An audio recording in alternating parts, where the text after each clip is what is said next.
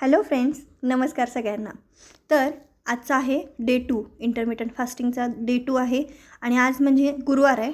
त्यामुळं मी उपवासाचंच जेवण घेतलेलं आहे. माझी सुरुवात झाली 12:20ला, म्हणजे जवळपास 12च्या नंतरच माझी ईटिंग विंडो सुरू होते. तर मी घेतलं होतं एक बाऊल भरून खिचडी, साबुदाण्याची खिचडी. त्यातच मी एक बटाटा शिजवून घातला होता.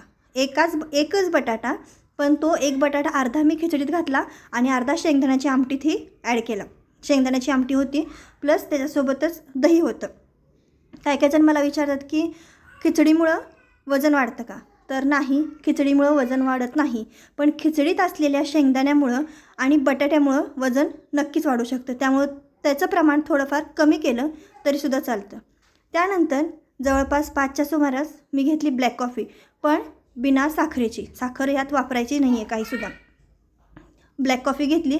आता थोडीफार मला आवडायला लागली ब्लॅक कॉफी, त्यामुळे मी सध्या तर तेच प्रेफर करते. आणि काय होतं, पोट थोडंफार भरल्यासारखं होतं आणि जे अनहेल्दी स्नॅकिंग असतं, चिप्स खावा किंवा बाकीचं काहीतरी मंचिंगला जे असतं ते स्टॉप होतं.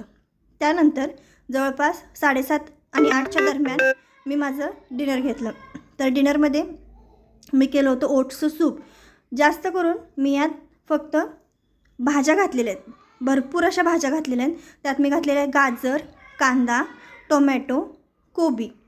आणि तुम्हाला जर हवे असेल तर तुम्ही बीन्स पण ॲड करू शकता, मटार ॲड करू शकता. तुमच्या सोयीनुसार तुम्ही भाज्या त्यात ॲड करू शकता. आणि थोडेफार ओट्स.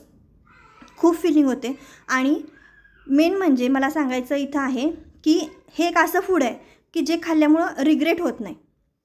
तुम्ही पण माझ्या या वेट लॉस जर्नीमध्ये सहभागी असाल तर मला लाईक करा आणि आमच्या चॅनलला सबस्क्राईब करा.